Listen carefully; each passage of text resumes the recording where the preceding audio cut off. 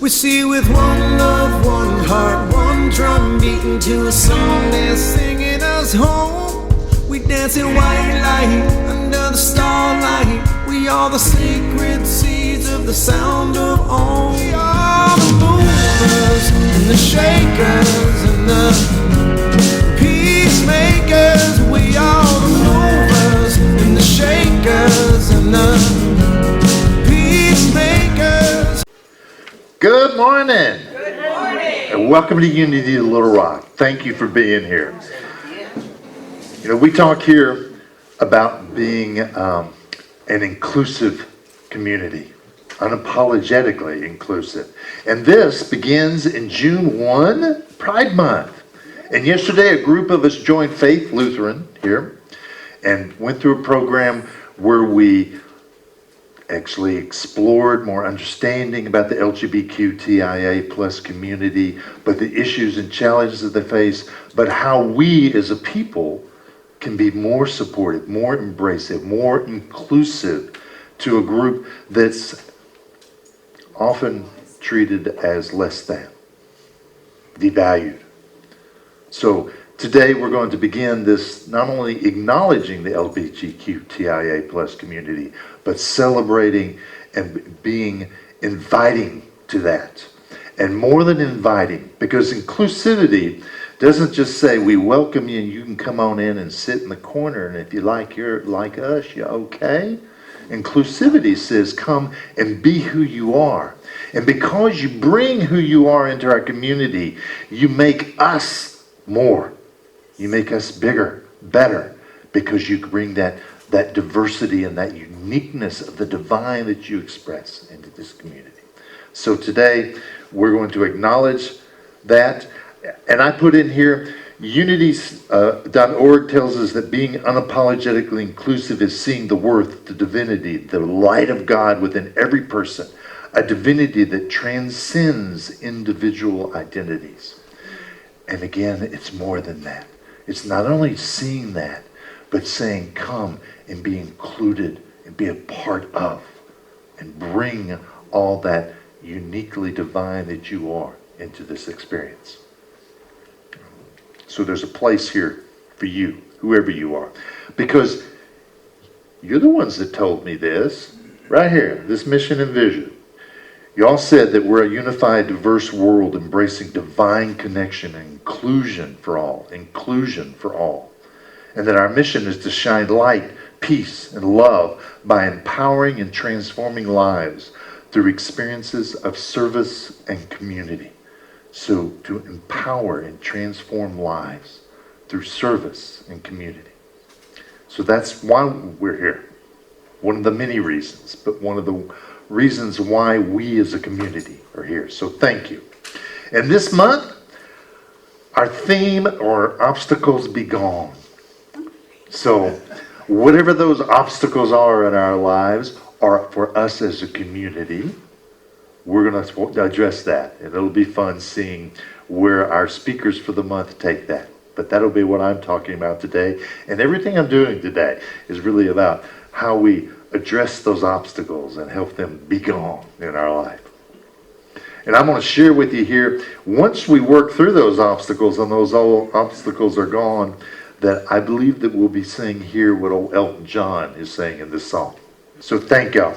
Again, thank you for being here. And if you're online or you're watching us in hours to come, thank you. Thank you for bringing your energy and your light to be a part of this community. So we're going to begin with lighting of our Christ candle or our divine light candle. If you'll come up for us, Angel, and get that lit for us. Good morning. Good morning.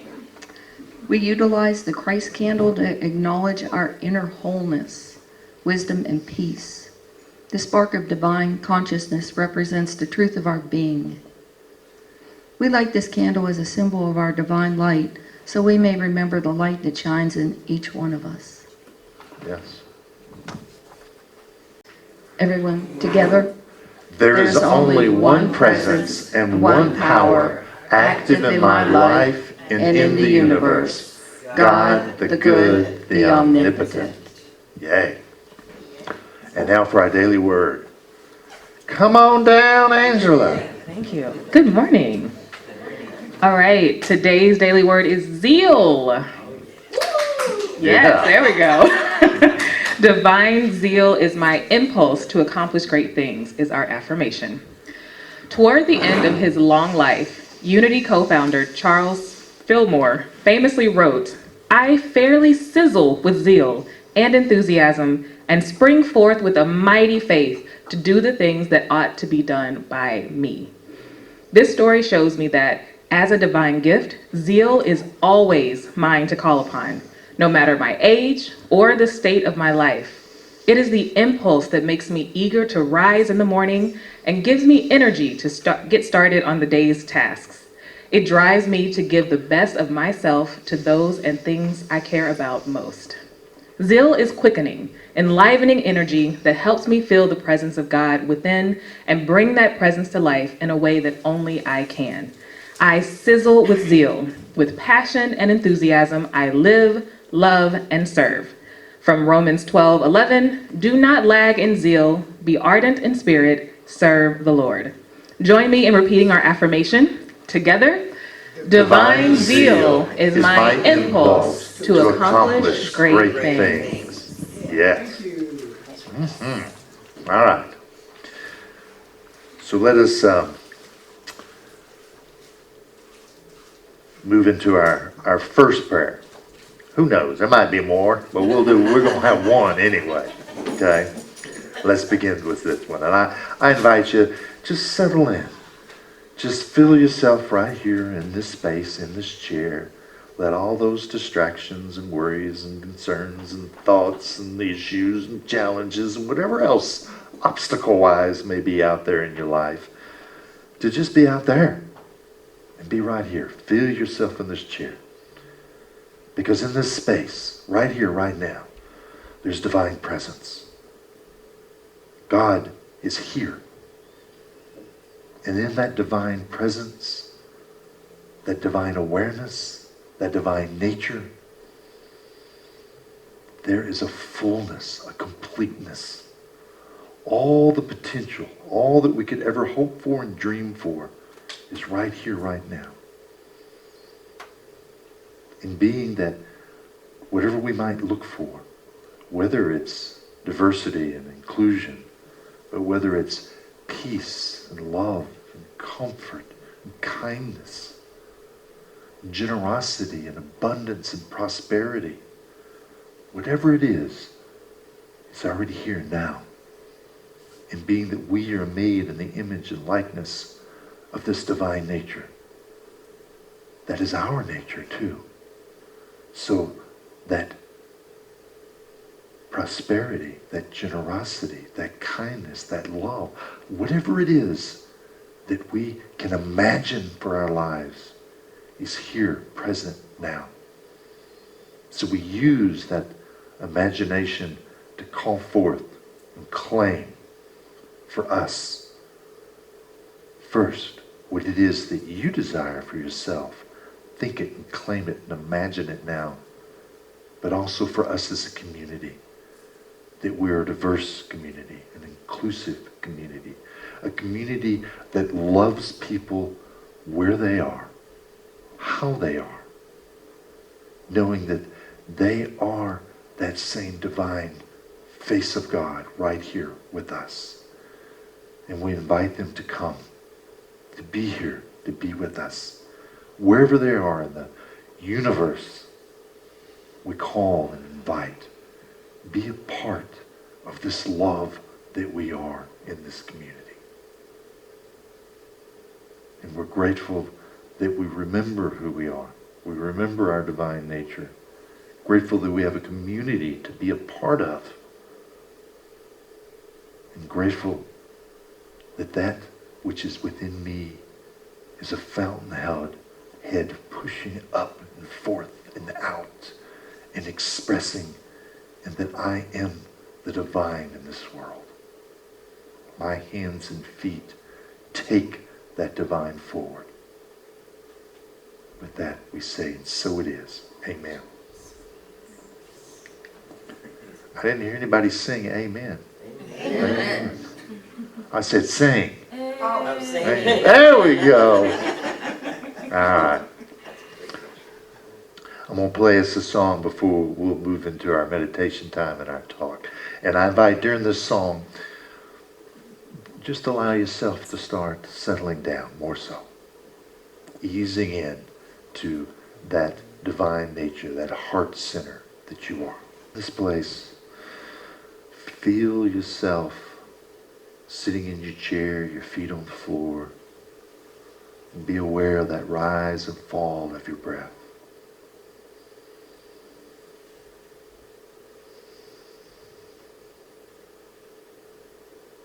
And knowing that you are already enough. That everything you need is already within you. Because that divine nature is who you are.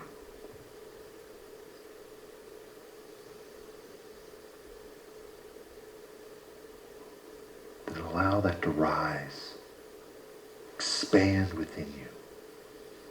See it centered at your heart. And if you need to see it as a light, then see it as a light and let that light expand, building, glowing, moving out through your body. And as it moves through your body, then it moves outward and expands. You become this great luminous being, revealing the truth of who you are, this divine self you are, this incredible being that's connected to the infinite. And it expresses that in this way that only you can bring it forth.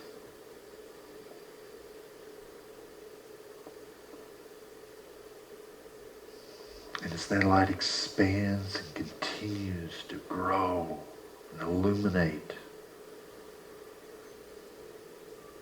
we're going to allow that light to shine forth on those obstacles, on those barriers, whatever it is in our world that we somehow think is bigger than us.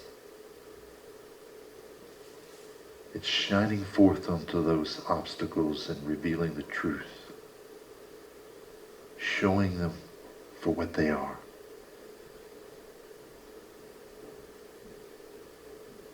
Not walls to overcome, but doors to walk through.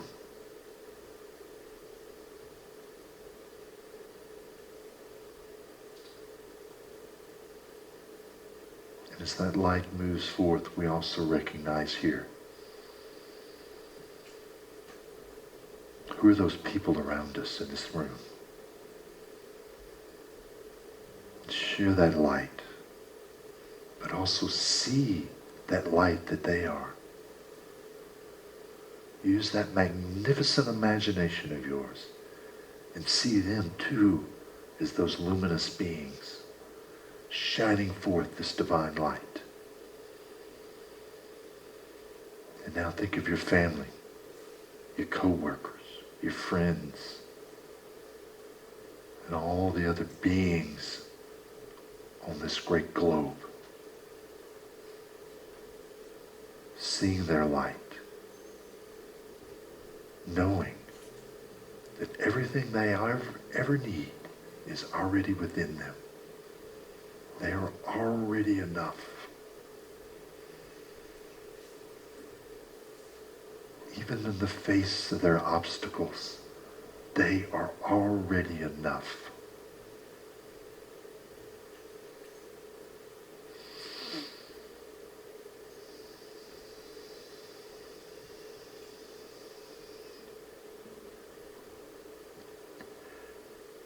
And as we take the next few moments, allow that light to shine. See that light elsewhere in this universe. In the lives of this planet, but in all existence. This divine light shines forth.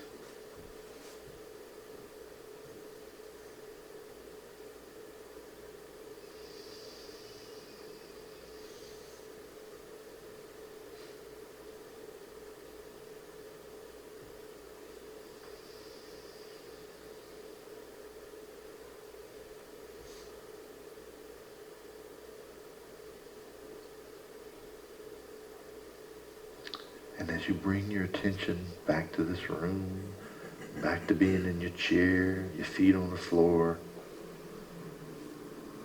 bring that light and that awareness of that light with you. And as you feel comfortable and open your eyes and you look around, know that no matter what you think, you're seeing that light. When you see the faces in this room, when you think of the people in this life of yours and the people on this planet, you're seeing that light. It is the light of the divine shining forth.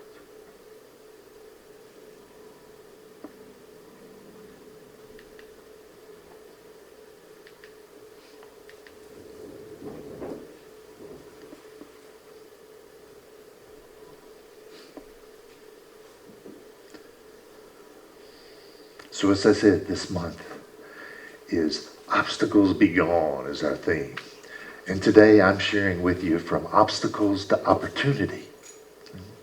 Because I look at obstacles and I see that don't all of us have some type of obstacles, some type of challenges in our life? And some of them are wee small for some of us, you know, it's insignificant. It's, am I going to have enough money to go see Ted Nugent, maybe, when he comes with Hank Williams Jr.? I know they're coming sometime soon. Okay? Yeah. Maybe that's your obstacle, is how am I going to get there? Okay? And it might be much bigger than that, right? It might be you're struggling with health, that you want and long for that lover in your life. Okay? Are you trying to understand how you can keep your home, live the life that you want to live, have the promotion in your life, whatever it might be that you see as an obstacle? And what's an obstacle? Angela and I were talking about obstacles this morning, and we're talking about it. Obstacles for some reason always seem like they're this mountain, right? Yeah. That they're bigger than us. And there's stones and they're hard and they're... Yes, yes. That we see those obstacles as something rigid, like a wall, that we can't permeate it, we can't move through it. So thinking about those obstacles is this week, as I worked in a clinic this week, and as I was working in that clinic, one of the chiropractic techs had just been admitted to Palmer University School of Chiropractic, and this fall would be going into chiropractic school. And so it got me thinking, and we started having the conversation about what my experience going to chiropractic school, and you know what I loved about it, and the challenges that took place about it. And I thought about a significant obstacle in my life, and that was well, when I was in high school, I ran track. I ran high hurdles, and I started having issues with my trail leg. Couldn't get it over the hurdle. That's kind of important, right? Especially since I wasn't quick between the hurdles. I was only quick over the hurdles. So if I weren't quick over the hurdles, I wouldn't win it. So I went to this wonderful curmudgeon of a chiropractor that worked just a few hours a week in his dark, dank basement. And I went down there and he laid me on the table and he did this. And I got up and went, what the heck?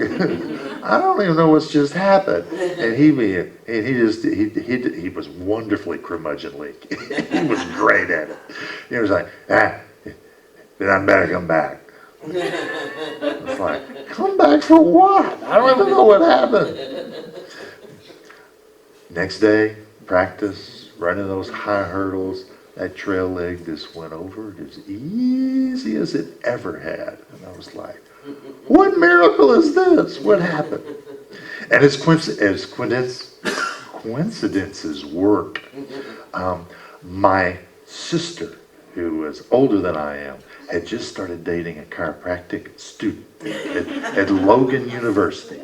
And I can remember I'm standing on my driveway. I have a great image of this. I'm standing on my driveway with this chiropractic student. And he's cool. He's a good decade older than I am. And remember, this is the 70s. He's wearing knee-high, lace-up hippie boots that I would have died for. Okay?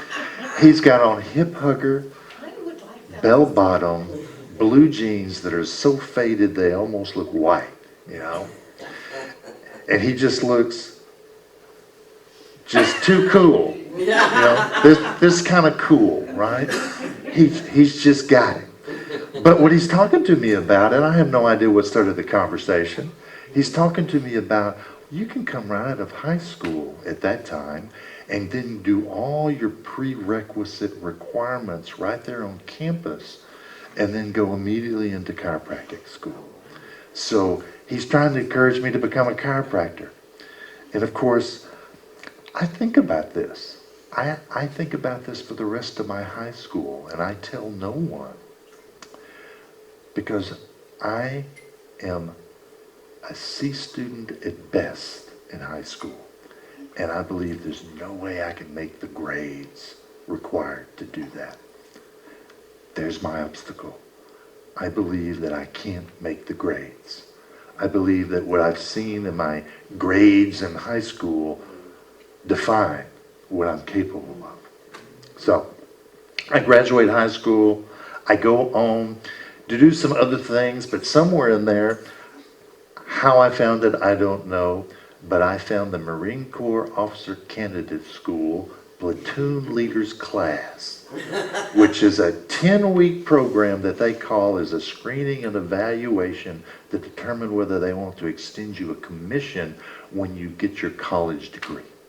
So I go to this 10 weeks and I graduate from this 10 weeks and I come home and I immediately resign from that program.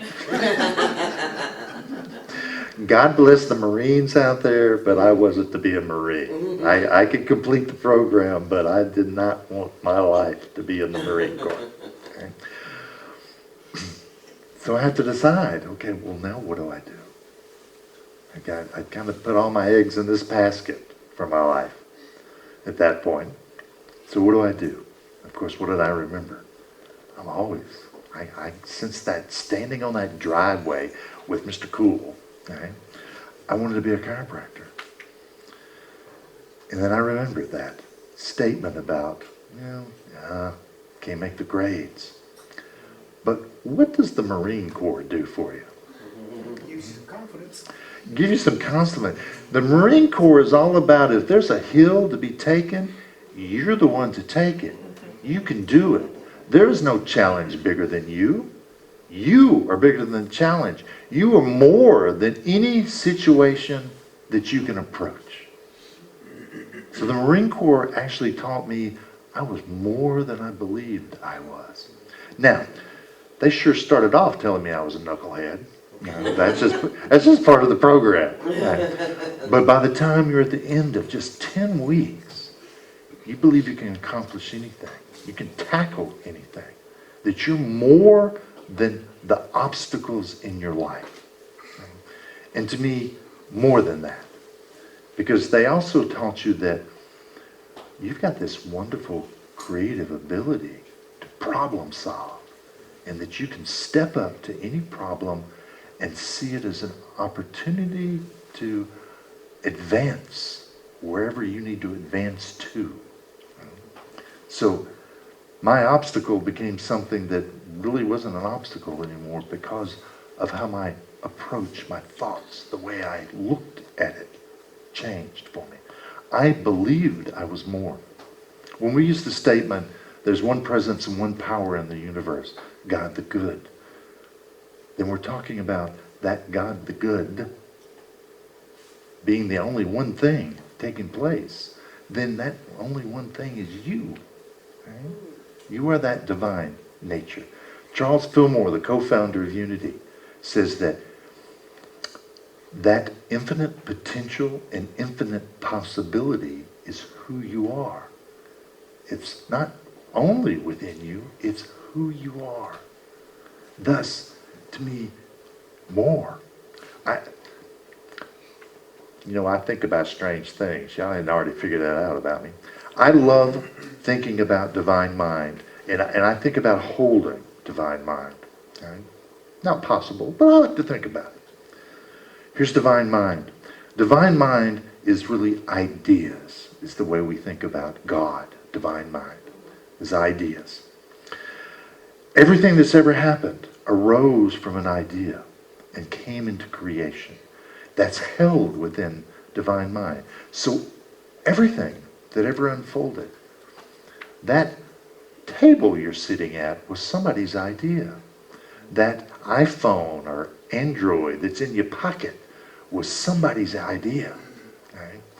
Everything that's been in the past is included in this divine mind, as well as everything that's taking place right now is in divine mind. And everything that will come out into infinite, out there, as far as you can think, and beyond that. Right? It's all contained in divine mind. I look at that and go, that's a whole lot of more. That's just more right here.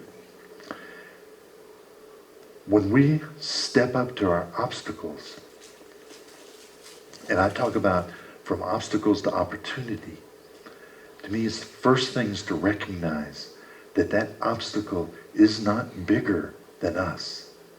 As much as we think it's a mountain, it is not bigger than this divine mind that we are this unique expression of. And I don't hold consciously all this info that's in this divine mind, right? But I'm bringing forth it uniquely. And whatever the situation is for me, I had a great teacher, Shilana. Shilana used to tell me, consider the possibility. Right?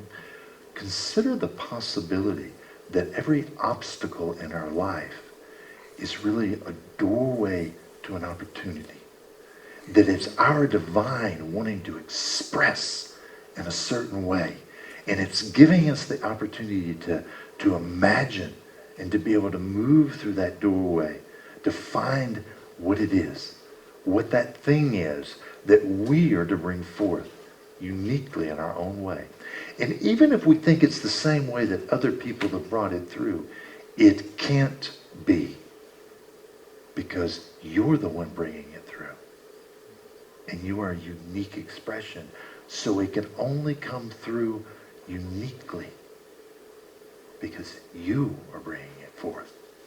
The more that you are. So as I think about this,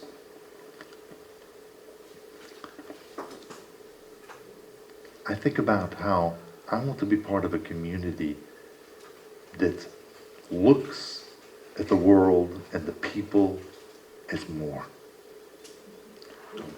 And I assume things. One of my assumptions is, I think y'all know, does Russ have struggles and strife and obstacles in his life? He most certainly does. Right? And some of them, I most certainly manage and work through them and have great skills and abilities to see the more. And some of them I bump up to periodically for a new opportunity to move through the door and see more. But I want to be in a community that when I'm in that place of seeing that obstacle, that you may recognize and acknowledge the obstacle, but that you see the more. I want you to hold me that way. And I want to hold you that way. And that's also why I want us to be a community that's so inclusive that every person that steps through these doors and more, that we see them as the more, not the limitations that they've been told they are, not the pain and suffering that's been inflicted on them, that they now feel as obstacles and limitations in their life, that we see them more, the divine nature they are, and that we hold that for them. And how do we go about doing that?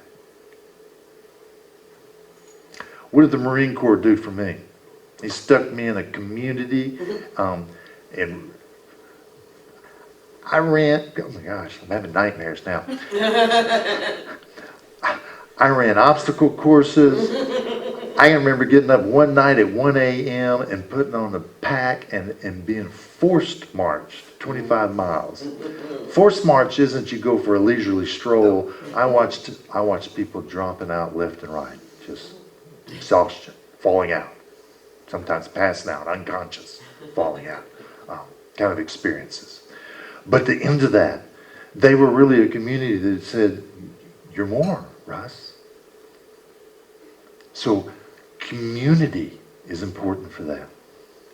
So I'm going to invite for you, I'm going to give you 3 things that perhaps you can do to help whatever those obstacles are in your life.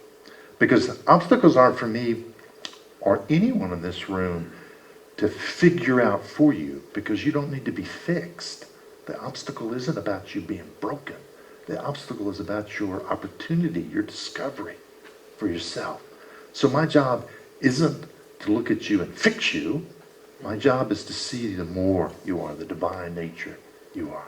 So I'm going to invite, 1, if you have an obstacle in your life, call me, text me, we'll get together and share with me what your obstacle is.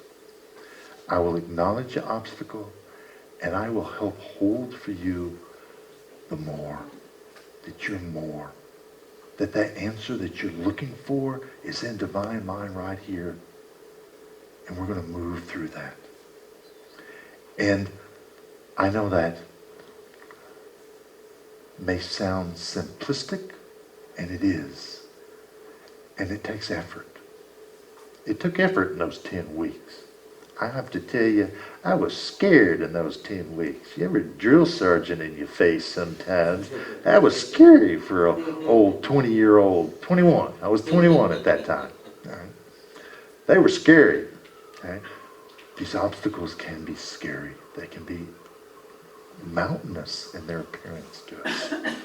I will help you hold that. But also invite for you, I remembered something else. In the 90s, when I first joined Unity of Little Rock, almost everyone was in a mastermind group.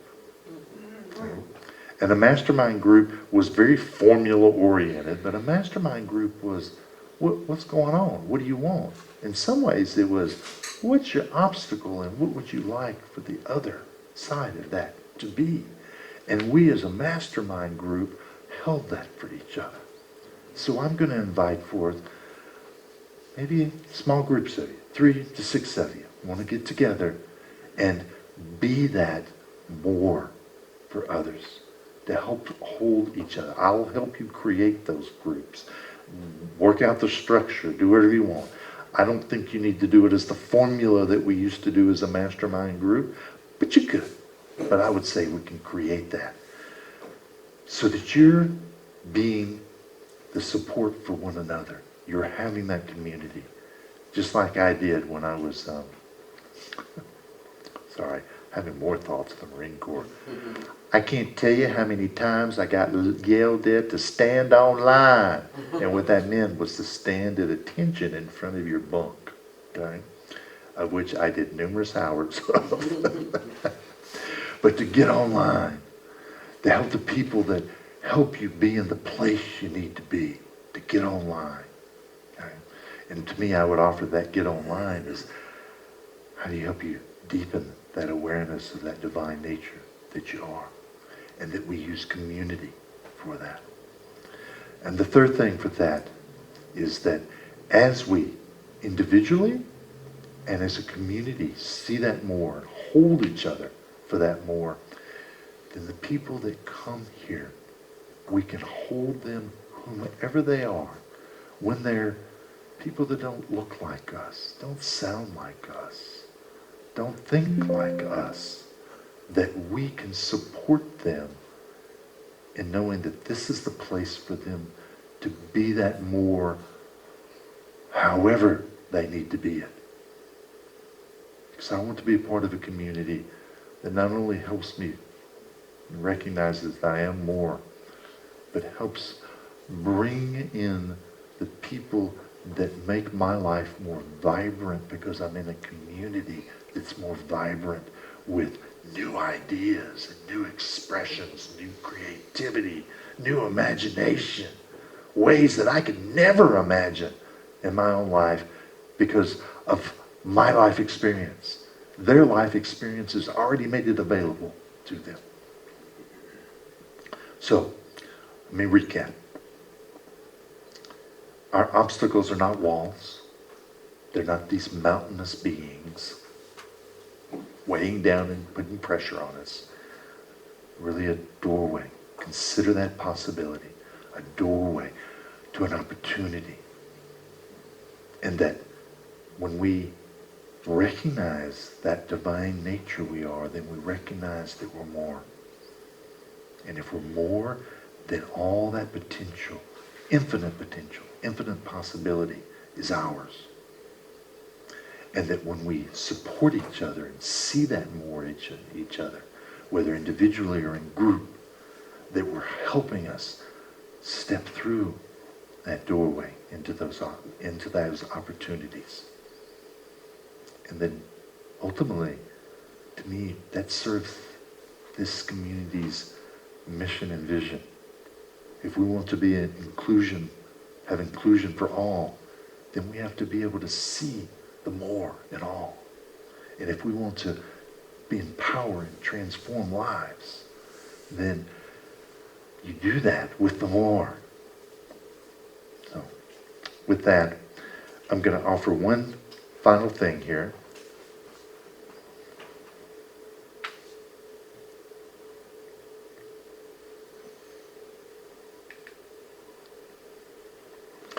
This is an affirmation for you. It says, there is one presence and one power, loving through every person in every expression. This means me. I am more. So I'm going to invite you to repeat this with me. Together, there is one presence and one power, loving through every person in every expression. This means me. I am more. And you'll find on these front two tables, there's some handouts. Those handouts are really how to move from obstacles into opportunities. Some of it's focused on how to embrace those of the LGBTQIA plus community or the BIPOC community, the Black, Indigenous, people of color as well. But each one of those steps, you could just insert your own obstacle that's in your life as well. So it's a practice that you can do at home. And with that, I'm going to take us to one more song because I think that Karen always does a good job of helping bring it together.